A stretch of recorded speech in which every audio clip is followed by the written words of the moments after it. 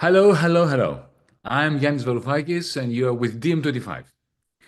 We are a radical internationalist pan-European movement made up of people for whom the rekindling of fascism is as loathsome as it was predictable 10 years ago when we put DiEM25 together.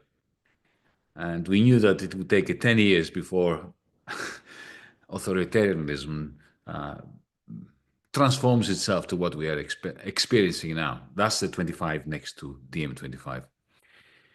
So today, as fascism infects the air we breathe in Europe, in America, and of course in Israel, as fascism's sour metallic taste clings to the back of our throats, as the news from Palestine comes cascading, complete with real-time footage of lives being devoured with a ruthless, accelerating mechanical precision, well, in these times I can think of no better antidote than a live discussion with a friend, with a comrade, with a colleague, with Ofer Cassif. Ofer, for those of you who don't know him, is a very rare person in rather unrarefied times. Ofer Cassif holds a PhD in political philosophy. That's why I also used the epithet colleague to describe him. He's beyond a philosopher. He is a member of the Politburo of the Communist Party of Israel. He's a member of the Knesset. He was elected there under the umbrella of the Hadash-Ta'al party. He's the one parliamentarian who dares call the genocide a genocide in Israel's parliament. For this, for essentially saving the conscience of a whole people, he has been targeted ruthlessly by the dominant fascist elements in Israel, by the Israeli government, of course, by the Israeli state. Indeed, he was suspended, not only once, from parliament, from the Knesset, for speaking the truth. And it was only 3 days ago, last Tuesday, that he returned to the Knesset after a 6-month-long suspension. It is therefore with great pleasure that I welcome Ofer Cassif to DiEM25's regular live podcast. I thank you for joining us as well. Remember that we are live, and therefore we are very much looking forward to reading your comments, your rants, and receiving questions that you may have for Ofer in the chat of YouTube. I said it is a pleasure, but nevertheless, these days we're not allowed to experience pleasure fully. This is a pleasure mitigated by the news that the Israeli meat grinder in Gaza is accelerating. The last couple of days, we've had more than 300 deaths, not deaths, murders. And since this is a live event, perhaps we can start with the latest from the ground, from Palestine. Can you give us chapter and verse of the horrors that are unfolding as we speak? Yes. Well, first of all, thank you very much for having me. Thank you, my friend Yanis. It's a pleasure to see you again and to speak to you and to the participants. Yes, the last few days was, every time it's very, very difficult to say that it's worse than yesterday, because every day since October 7th has been such a terrible, horrific day.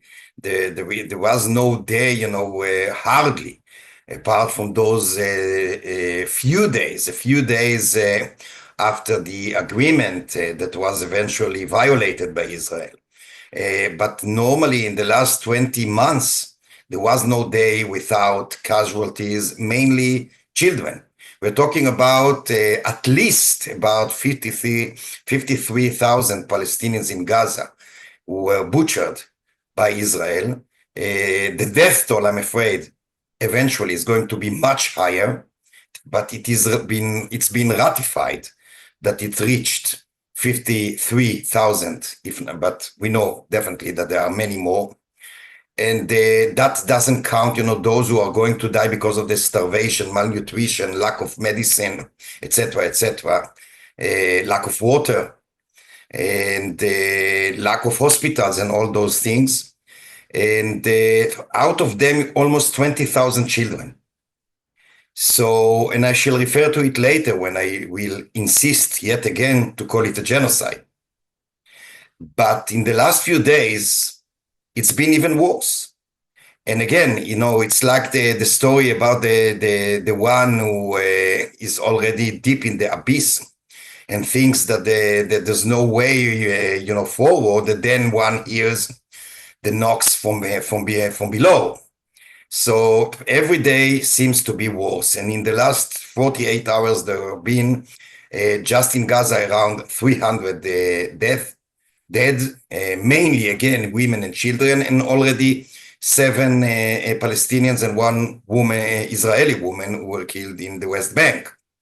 So just a couple of hours ago, a pregnant Palestinian woman, 21-year-old Palestinian woman, was killed by the occupation forces, and it goes on and on and on.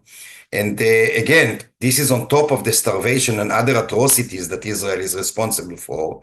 And unfortunately, we do not see the end of it. There are many demonstrations within Israel, let alone outside of Israel, against the continuation of this massacre. In each and every Saturday, in the middle of the demonstration, which is characterized mainly calling to stop the genocide, although they call it a war. I refuse to call it a war, but it is rather a genocide, not a war. But even if I call it a war, there are demonstrations to end the war for one reason or another. The majority in those demonstrations called to end the war mainly because of the fate of the Israeli hostages, which of course I endorse and worried about those hostages as well.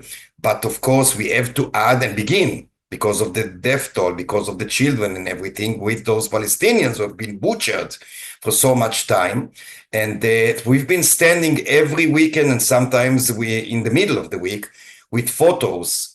And I'm talking about hundreds of Israeli demonstrators, good people, who stand with photos of Gazans children who were killed and demonstrate against the continuation of the massacre. You can see a shift, a slow one, a little one, but still a shift in the public discourse. That's one of the reasons why the persecution gets deeper and stronger too. And so the last few days, of course, caused yet more resistance, objection to those crimes committed by Israel, and I hope I'm trying, to be optimistic. It's not very easy, but I'm trying to be optimistic and to do and hope that this endless massacre will come to an end and everybody is going to be released, Israeli hostages, Palestinian political prisoners, etc., very, very soon. And we do our best to reach there.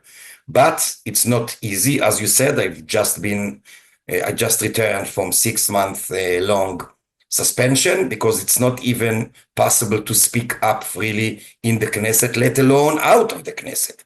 Citizens in Israel, mainly Palestinians, but also Jewish ones, have been persecuted, arrested, fired from the workplaces or from the universities, from the studies, simply because of posts and tweets they made against the continuation of the massacre. So fascism within Israel and genocide in Gaza, ethnic cleansing in the West Bank, those 3 unholy sides of the Trinity are interconnected by definition, and we have to understand that. Yeah. Over the last couple of months, I'm just going to share an observation of mine with you and see whether it resonates with you. I've noticed that the trolls that are out there spreading the poisonous propaganda of the Apartheid State, of the killing machine, they've shifted their position, their strategy. Until recently, until a couple of months ago, at least the ones that are attacking us, those of us who are defending the right of the Palestinians to breathe and to breathe on their land.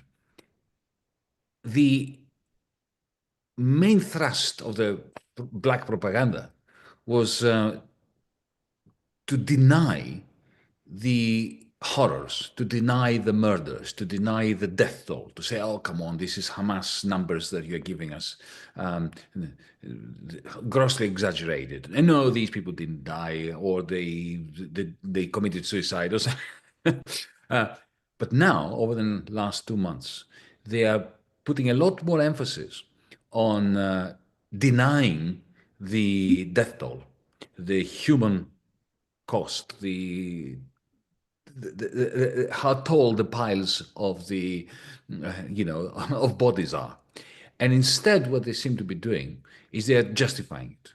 Now they're going back to the original sin, which for them was the 7th of October, saying, well, they did the 7th of October, they all deserve to die.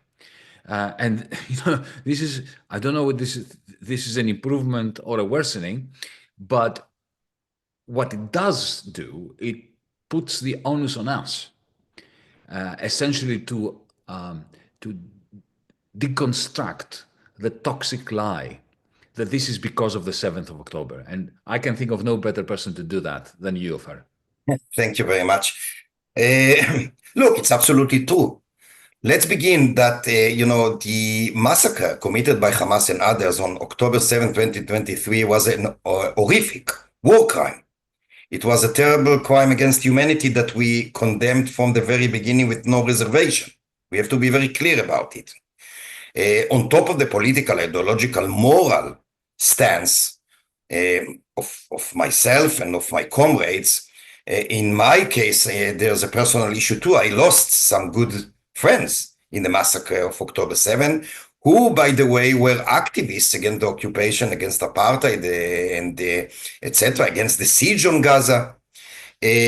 But we must remember that October 7th was not the beginning of history. History didn't begin with October 7th, and there is an attempt, not only by formal Israel, by the official Israel, but also by the collaborators and supporters of the government of Israel and official Israel, in focusing on October 7th. And I have to emphasize yet again, the horrors of October 7 are unacceptable and not legitimate, to say the least.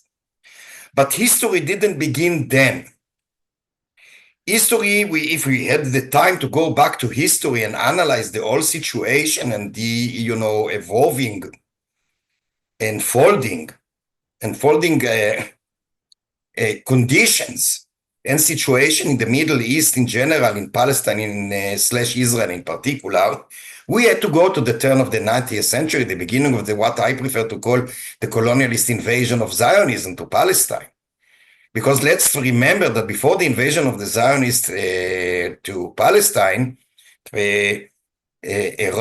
alongside the vast majority of Palestinian Muslims, Christians, and others who lived here, there were communities of Jews who normally lived side by side with others, with hardly any, I wouldn't like to idealize anything apart from my wife, but so I'm not trying to idealize the situation prior to the invasion of Zionism, but generally speaking, the interrelations between the communities were not hostile. The hostility began with the invasion of the Zionism, like in other cases of colonialism. Now, we should never forget that. And of course, that's even before the Nakba of 1948, the destruction, the mass killing and expulsion of the Palestinians from their homeland in 1948, and later on the occupation of 1967. Now, nothing of those crimes justified the massacre of October 7. But by the same token, the massacre of October 7 cannot justify the ongoing genocide that Israel is responsible for since October 7th. We cannot ignore one side of the equation, because people, mostly in Israel, official Israel, and still, it seems the majority in the public in Israel, totally ignore or find excuses only for one side of the equation. And because of that, they say, everything is dependent upon October 7th. They began, they should pay for it. No.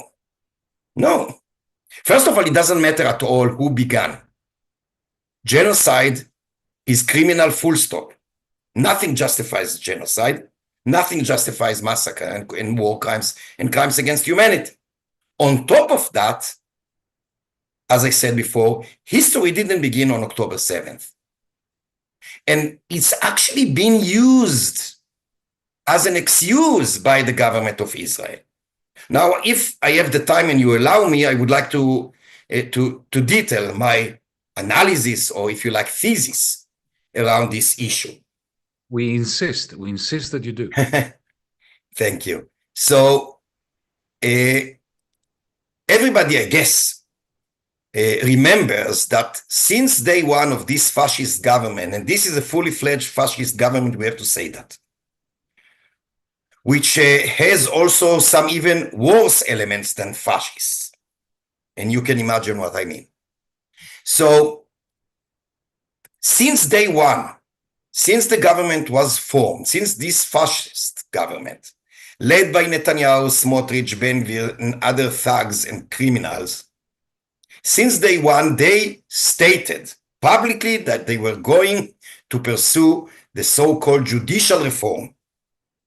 We have to be very clear about it. It was never a judicial reform. It was a coup d'etat. It was a coup d'etat to the extent that the intention was to totally destroy any shred of democratic element, and there aren't many, in the Israeli political and social fabric, and eventually constitute a fascist dictatorship. That was the real end of this coup d'etat under the sugar-coated term judicial reform, which was not very, sweet, but still a sugar-coated term. Yeah. And what they wanted to do by that is to destroy the independence of the media, not only of the judicial system. This was the peak, but this was the diamond of the crown, so to speak. But it was not only to destroy the independence of the judicial system, which, by the way, was always a collaborator of the government, all governments, vis-a-vis the Palestinians in the occupied territories. We have to be very clear about that. And also the Palestinians within Israel, even if less so. It was also the intention to eliminate, still is, of the independence of the media, of the press, and to limit to the extent of totally revoking basic civil rights of the Israeli citizens, Palestinians, Jews, and others. That was the real intention. Mm-hmm. But still, although this was the intention, it was still the means. And what was the means for what end? To what end? To the realization of the so-called decisive or subjugation plan that Bezalel Smotrich, a fascist, a racist thug, a scum, a war criminal, a racial supremacist,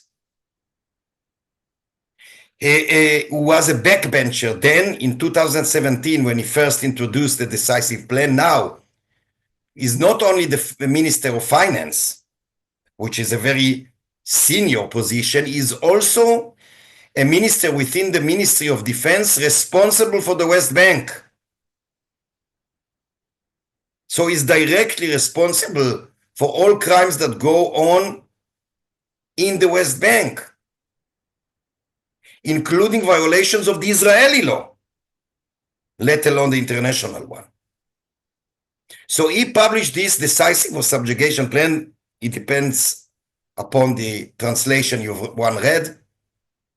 In 2017, 6 years and more before the massacre of October 7th. And in this plan, which spreads over 30 pages, but in a nutshell, it boils down to 3 points. First, that Israel must annex the occupied Palestinian territories. Then it meant mainly the West Bank. Now it includes, according to them, of course, Gaza Strip as well.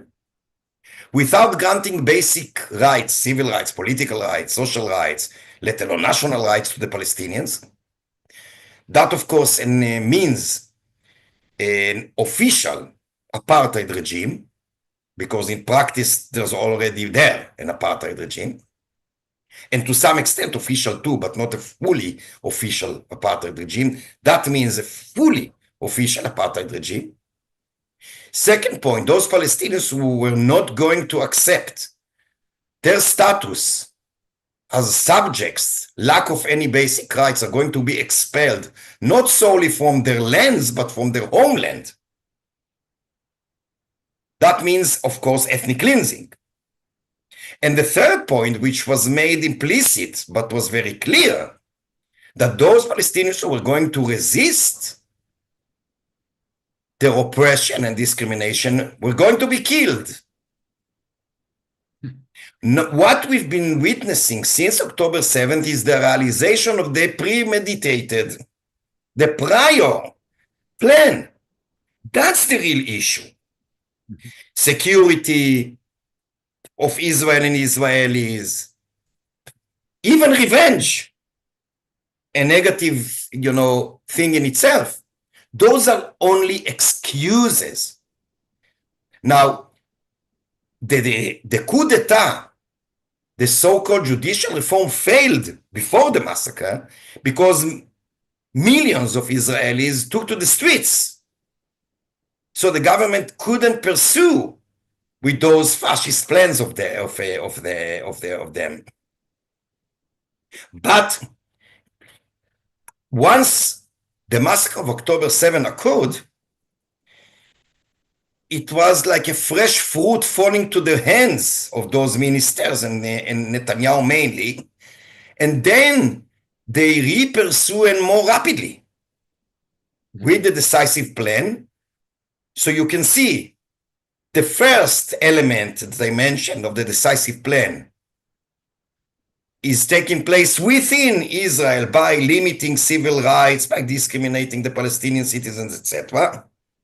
The second element, the ethnic cleansing is taking place continuously in the West Bank. And the third, which is the genocide, takes place in Gaza.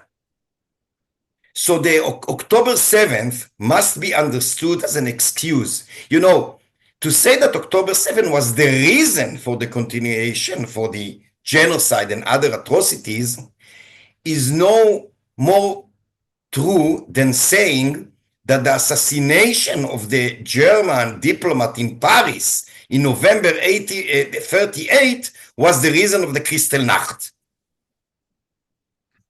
No difference. Absolutely. Absolutely. You mentioned, of course, the great and very important distinction between resistance and war crimes. And that is one which I think is really important, especially in Europe, to comprehend, because the attempt to normalize apartheid takes a number of different facets and dimensions. One of them is to say, well, look, if the Palestinians had stayed calm and not done anything at all to resist, then there wouldn't have been a genocide. And our position, and I assume that I know we're on the same side and we adopt the same philosophy about how to deal with this, which is the number one issue at the moment, which is stigmatizing our generation. I think it's very crucial to make the point that resisting an occupation, an apartheid state, is not just a right, it is a duty. But it comes with strings attached. And one of those strings is you do not commit war crimes yourself. Yeah. Okay, and the reason I'm saying this, Ofer, is because we have been witnessing now, even on the side of the pro-Palestinian camp, where there is a lot of sympathy for the Palestinians, and that's a great thing. Nevertheless, there is a tendency, especially in Europe and in the United States, to try to drum up support for the Palestinians by presenting them as victims, which of course they are, but they're not just victims. They are also resistors. They are also resistance fighters. They resist in a variety of ways, not only with weapons, but also through defiance. That is why I'm inviting you to from your perspective, to draw this distinction between the duty to resist, not just the right to resist, and what does it mean to resist forcefully? What are the limits? Because it's clear that the IDF, the Israeli army, does know limits, and it has actually destroyed successfully the whole gamut of international law, which we created after 1945, the never again period. It has wrecked the Geneva Convention, the Charter of the International Criminal Court, and therefore it is crucial that on our side we make this very strong and clear distinction between forceful resistance, even armed resistance, from war crimes. Absolutely. First of all, we all agree that war crimes, should be prevented and, should be totally ruled out. Not only, although as well, not only because they do not serve the end and actually undermine the end to a great extent, but also because they are morally wrong. As simply as that. So we have to cling. And when I say we, by the way, the we is very vague, because I think that, of course, the Palestinians who live in the occupied territories and Palestinians in the international community, etc., their role and rights are different from mine. And I believe that yours are different from ours. I mean, because there is, so to speak, a division of labor vis-a-vis the occupier and the oppressor. The direct victims of the oppression have different rights than those who are part of the occupying and oppressive nation, if I use Lenin's language, actually. And it's those, and both are different in their rights and possibility of means or available means from those who are neither part of the oppressors or nor of the oppressed. So it's very complicated. When I say we, it's a very, very vague one. But in the bottom line, what I believe is that a nonviolent struggle is the most, cherished one. It's the best one instrumentally and as a matter of principle. But obviously we know that sometimes it's impossible. There was a very interesting correspondence during the 40s of the 20th century between Mahatma Gandhi and Martin Buber, a Jewish philosopher, about the right, means of the Jews to resist the Nazis. Obviously, we know if we take this very, very vicious and very rare, I would like to say, example. Of course, there was a situation that non-violent struggle was almost impossible. Directly against the occupier and the oppressor. And so sometimes things like that happen, not only there, but in South Africa. We all remember that Nelson Mandela, in the trial and afterwards in his autobiography, explained very clearly and very directly and very convincingly why and when the ANC moved from a non-violent struggle to a violent one. Sometimes there's no other choice, but still, we have to distinguish between the end and the means. The end may be sacred. I believe that the liberation of the Palestinian people as an end is not only legitimate, it is sacred. The Palestinian people is entitled to live like any other people in their own state, independent, sovereign state, and be free.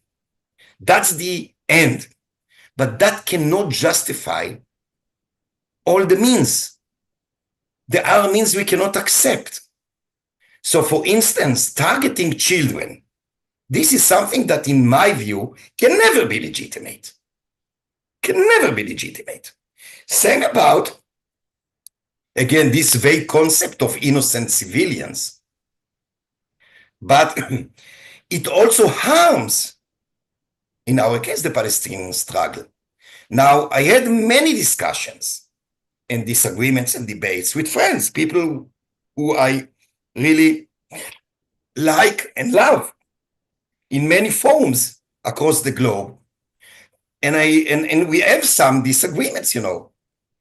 I, for instance, think that targeting innocent civilians, especially children, should not even be counted as resistance. It's not an illegitimate resistance. It's not resistance at all. Now, and sometimes I hope I convinced people who heard me. Sometimes I didn't. But to go back to what you began with, absolutely, you know, struggle against oppression, occupation, apartheid, let alone genocide, is legitimate. It is a necessity. It cannot justify the all means that one can think of. Well, let me now take you straight into your very own personal realm, the Knesset, because we have a wonderful opportunity tonight. When I say we, I mean the viewers and me, to pick the brains of somebody who is a member of the Knesset, who is there. You've got your ear on the ground. You are smelling the air. You get a feeling. Unfortunately, yeah. In that sense, I still need the Corona mask. I understand that it must be stifling. It must be suffocating. But at the same time, over the last 2 years, let's say, I am sure you have noticed a change of mood, a change of the narrative, different alliances. Because let's face it, even the government is an alliance of disparate bigots. They obviously have the tensions between them. There is the opposition. Most of us are despondent that the opposition essentially has been co-opted by the genocidal mania of the Israeli state and the Israeli regime. You are the only one in there who's actually opposing what's going on, instead of being part of the machinery that legitimizes it, as the rest of the opposition mostly are. But you will tell me more about it. We would like, this is on behalf of our viewers and DiEM25, a bird's eye view from within the chamber of what have you experienced, during your time there. Well, I've been in the Knesset for 6 years. It was never very easy, because we've been, someone defined it very, eloquently, a chronic minority since 48, not only in the last few years. But so in the last 6 years, it was very difficult. But in the last 2 years and more, since the government was formed, and more so since October 7, it's been, not only worse, but almost impossible. First of all, the government consists of bigots who you cannot even, very often cannot even speak to.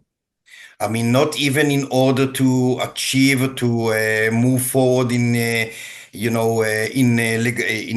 laws or questions or motions for the agenda. There are many people you cannot even say hello to. I mean, not all of them, I cannot say all of them, but the majority among the fractions of the far right, those people cannot, you cannot share a dialogue with them one way or another. There is a poisoning atmosphere, and a violent one, including within the Knesset. I do not remember in the history of the Knesset, I was a parliamentary assistant also almost 40 years ago. So I have the comparison in that sense, the perspective of comparing what was going on in the late 80s and now. There were bigots then, but not like today. By the way, the level of the members of the Knesset as human beings is very, very low too, in this Knesset. Not only, the bigotry, etc., but the level, the intelligence, the everything. So there is, it never happened, like in this specific Knesset in the last 2 years ago, that was began 2 years ago, a bit more. Cases of almost members of the Knesset beating each other. Yeah. So in one Knesset, there were more incidents of that there were throughout the 77 years since the Knesset existed. So it's very, very difficult, and it's very difficult to work. It was always difficult to enact laws as a minority. But now it's even almost impossible in the committees or in the plenary even to speak. There are some individuals in the coalition that simply, once you open your mouth, begin to scream. It doesn't matter what you're dealing with. It may be, a bill regarding gender equality or the environment. Doesn't matter. They immediately begin to shout at you that you are a terrorist supporter, that you're pro-Hamas, that you should go to Syria, you should be in prison. So you can hardly work. You enter a committee, you really want to do something, to work for the public. And sometimes, more often than not, you're not even allowed to do so. And this is on top of what you just said before, that there is a genocidal mania that spreads across the building. I mean, it's not only the coalition, the majority within the opposition share this mania. Those who, complained against me to the ethics committee, some of them are from the opposition, from the biggest opposition party that is supposed to lead the opposition. The same party that in June of last year, if I remember correctly, voted very, very decisively against even the idea of a Palestinian state, of a two-state solution. Absolutely, and if I give you first of all, this one, I give you two another examples. There was a bill offered by the most vicious and fanatic fascists in the Knesset, Ben Gvir's, gang, to disallow students at academic institutions to be engaged in activities against the genocide in Gaza. They call it, of course, pro-terrorist activities. Throughout history, terrorism has been used as a term to delegitimize and persecute any opposition voice. It's very common. It was not invented here. We know it from Latin America, from Greece. We even know it one way or another from the story of Socrates when he had to drink the poison. So they didn't use the term terrorism, but it was, if you actually gloss into it, you can find many resemblances. So in any event, you can see that you cannot raise a voice without being attacked. And when there was this vote on this bill to disallow and even kick out students who are engaged in such activities at universities with no hearing, the vast majority of the opposition voted for the bill. Yeah. There is a new bill that is still in motion to ban us as a list from participating in the next elections. Sure. Benjamin Gantz's fraction, which is supposed to be the biggest opposition, not the biggest, the leading opposition, according to the polls towards the next elections, apart from one member, just went out because they didn't want to vote against it. Stained. When there was an attempt to impeach me, out of 52 members of the opposition, about 18 voted to impeach me. And the others, apart from one and our comrades, simply disappeared, went out. They didn't want to vote against it. And this is only the tip of the iceberg. That's the reason that Netanyahu still flourishes. People ask how come? Because there's no opposition. They are cowards. May I give another example, or we don't have the time? Of course. 2 weeks ago, there was a Palestinian-Israeli common commemorating day for the victims of the so-called conflict. Okay? Every year there is we do it together, Palestinians and Israelis. And because there thousands and thousands of people want to participate, and there's no room for that, so there were some spots throughout the country that people could watch it on a big screen. So in a city not so far from Tel Aviv, in the center of Israel, those people who watched it, by the way, in a synagogue, were lynched by a mob. Jewish mob attacked and threw stones and rocks and broke glasses of a synagogue. Can you imagine the scenario? Does it ring a bell? Yes, it People does. were. We live in interesting times. But I mentioned it because no one from the opposition said anything against it afterwards. Of course. It's it's the surreal times we live in. When you see, for instance, in Berlin, German policemen apprehending and mistreating Jews because they are opposed to genocide. You know that you are living in a crazy, absolutely berserk world. Look, we have a question from Alexander. Yeah, sure. Alexander asks, I'll just read it. He says, I'd like to get Ofer's opinion on Trump's marathon around the Gulf states this week. I suspect this is a way for these states to change the power balance in the Middle East and help the Palestinians.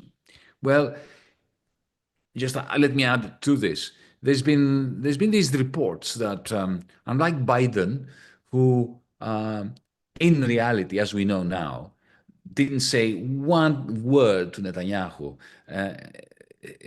for the purposes of constraining him, restraining him from his genocide. There is this talk now that Trump, with his tour around the Gulf states, but also back in Washington, that he's distancing himself somehow from Netanyahu, that he entered the negotiations with Hamas for the first time, bypassing Israel. What do you make of all that? So remember Alexander's question about the Gulf tour and the relationship with Trump and Netanyahu. What should we expect the next 6 months to produce? Well, I cannot say what we should expect never. I can never say that. I'm not a prophet and I will never pretend to be. What I can say is that it's even tougher now because we all know that Trump is unpredictable. He's unpredictable as a person and he's unpredictable as a president. So the fact that, look, yesterday he said that the Palestinians in Gaza should go away because there's no way to live there and there must be a Riviera. And now he says that they should not, that the situation there of starvation and death toll and destruction is terrible. And because of that, it should be amended one way or another. So how one could expect anything from him when he may say one thing, not only today, another tomorrow, but one thing now and another thing in 1 hour. But it goes deeper than that. I think that for decades, one of the main problems in the region is the North American imperialism. Nothing changed. Nothing changed. Biden was an imperialist and Trump is an imperialist. And the differences between them is how to materialize their imperialism. What are the better means to realize the interest of the North American imperialism? That's the main issue. So I'm not impressed at all, and I do not trust at all, to say the least, that Trump suddenly will turn the United States into an anti-imperialist or non-imperialist power. It may seem so, and I read a lot by anti-imperialist figures who refer to Trump as a savior, as if he was, an anti-imperialist who's going to break down the global structure and system. I mean, that's an illusion. and we should not trust him like we should have never trusted, Biden or anyone else, as long as the United States is an imperialist power. And the only difference, it seems to be, between him and others is that he's much more interested, and it's very clear, in his own personal interests rather than even his people's or states' interests. And we all know that one of the things that tempts him to make those deals with those reactionary regimes. They are not progressive. Let's not forget the Emirates or Qatar. They are not progressive. They are not anti-imperialist, and they are not pro-Palestinian. They just, reactionary regimes that, alongside the reactionary Zionist government and the American imperialism, they just have, some common interests, and some not. Some of them are not. So this structure may vary according to the circumstances and the interest of one layer of those three. But still, in the bottom line, what Trump has been trying to do is to promote mainly businesses and economic deals that he thinks that may serve him rather than the people of the United States. That's the real issue. And it won't come at the expense of the crazy ideas of the bigots in Israel. I wish it would. I do not trust that could happen. Yeah. Jane is asking a more personal question. She said, what do you feel, not so much think, but what's in your heart when you see photographs from the United States in rallies, in Trumpian rallies, with a swastika next to the Star of David?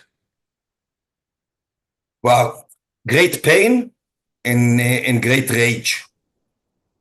And, in mixture, I cannot say what is more, rage or pain, but definitely both. But it is interesting, isn't it? How it's not, I want you to remember, has adopted Zionism. It's terrible, the liberal establishment in Germany has adopted Zionism as its own nationalist ideology. Absolutely. You can see, by the way, you could see it, during Bolsonaro rule in Brazil. It was very common. You could see Milei in Argentina today. Yeah, Milei today. But yeah, I think that the first time I saw a demonstration with the Star of David swastika and some other slogans of Nazis was in Brazil after the victory of Bolsonaro. And then I was mainly shocked because it was the first time I experienced something like that. But unfortunately, it became common. And by the way, not only in the United States, or Europe, or Brazil. Don't forget that a couple of weeks ago in Israel, there was a conference of the most fanatic far-right fractions and movements, European ones, in Israel, in Jerusalem.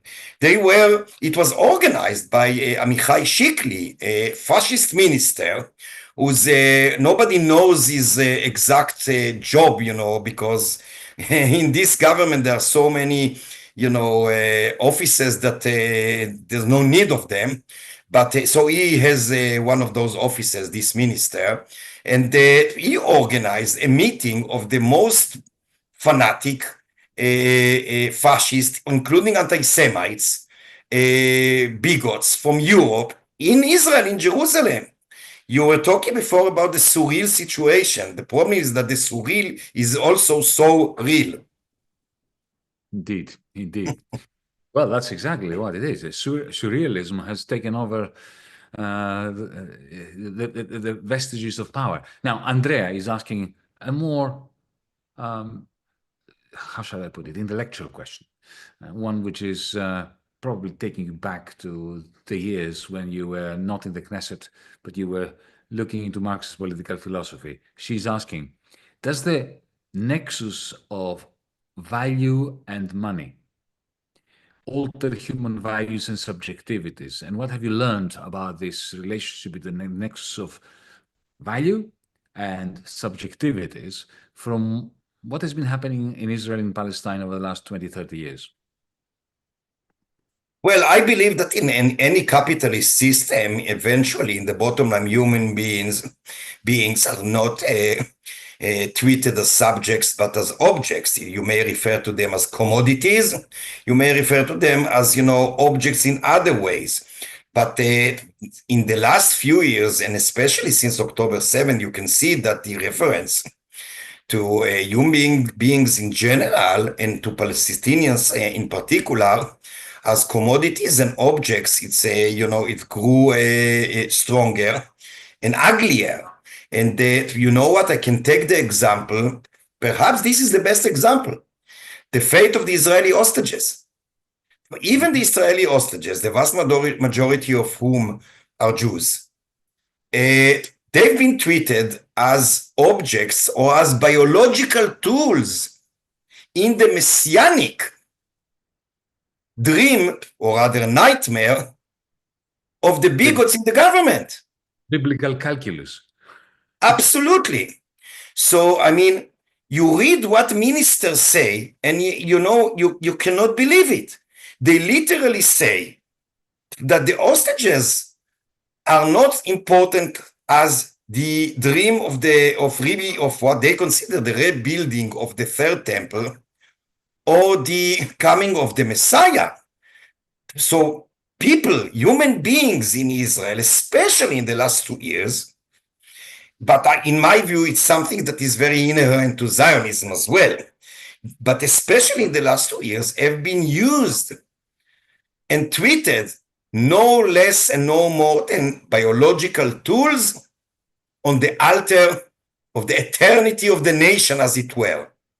So in that comes, of course, it comes together with a Marxist, very famous analysis of capitalism as treating people, or if you like the theory of inversion, that money and real commodities are treated as if they were humans, and humans are treated as if they were commodities and objects. That is part of capitalism, and it comes with Zionism, and especially fascist Zionism together. So those, serve each other. I hope I answered the question. You most certainly did. Okay. The commodification of humans. Yeah. And the way in which the monetization of commodities in the end devalues humanity. Ofer, how is your party faring? If there were elections tomorrow morning, how would you be doing? You have a sense of this? Well, according to the polls, there's no change. Now we have, out of 120 seats, we have 5. According to the polls, we still have 5. Some of the polls sometimes say 6, some say 4. Normally we have 5. But the big question is around the joint list, because as you probably know, we used to run together 4 different parties. Hadash, which is based on the Communist Party, which is by definition a Jewish Palestinian party, and another 3 Palestinian parties. And when we ran together in elections, we reached 15 seats. We unfortunately we then dissolved into 2 fractions and later on to 3. And now we are Hadash-Ta'al, which is a coalition of Hadash and another party of Dr. Ahmad Tibi's. And we still don't know how we're going to run next elections. By the way, we are not sure that we're going to have next elections at all. There are already attempts to enact a bill. You will be allowed to run if there are elections. Absolutely. So there are 3 main questions. First, are there going to be elections at all? And if so, when? Second, if there are elections, are we going to be allowed to participate? And third, if we are allowed to participate, and this is a personal question, am I going to be eligible to participate? And the answer here is clearly no.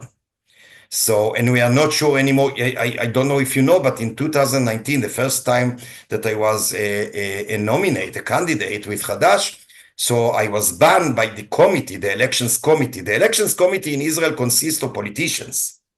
It's according to parties key. So it wasn't a surprise. But then the Supreme Court, revoked overturned the decision, and then here I am. But now the Supreme Court is very different. Now it consists mainly of so-called conservatives and not liberals like it was in 2019. So once the elections committee bans me from participating, and that's the scenario, the very realistic scenario, it's not clear at all if this time the Supreme Court overturns it. It's not. It's too early to know. So there are many layers in this question. One of the issues is how we can make the Palestinian national minority in Israel, which constitute about 21%, go out and vote. The percentages among the Palestinian minority in Israel in the national elections is very, very low. It's less than 15 and sometimes around 40.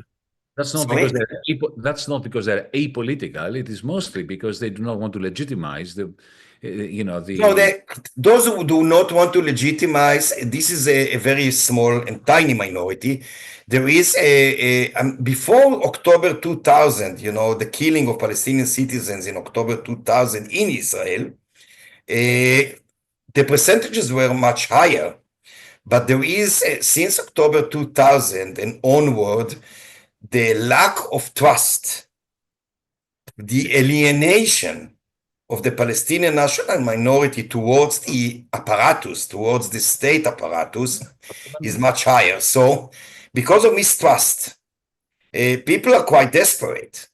And it's up to us to do whatever we can to change it. And I cannot say what is the magic word or deed to achieve that. It's difficult, and under the current circumstances, even more so.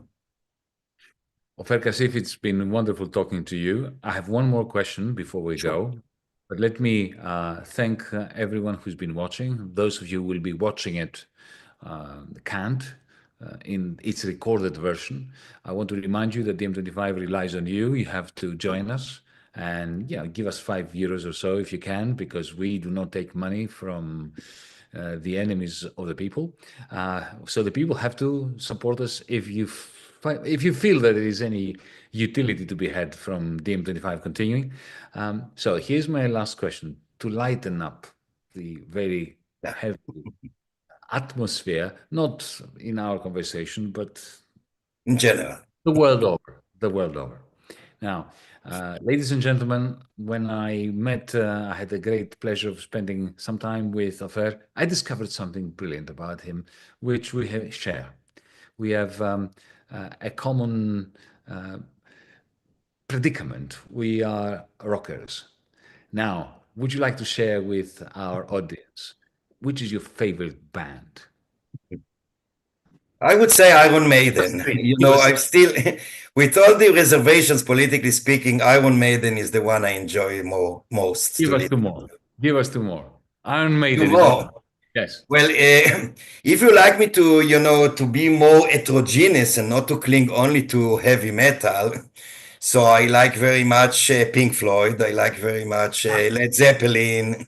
Okay. I think those three are those I listen, but there are so many others, and every day I discover new ones, including old ones that I was not aware of, and but those are the ones I listen most. Well, art and music is a very good way of resisting our common predicament. Absolutely. Thank you so much. Thank you, and thanks everyone for having the chance to speak to you. In 3 dimensions. Thank you, everyone. Thank you for watching. All the best. Thank you so much.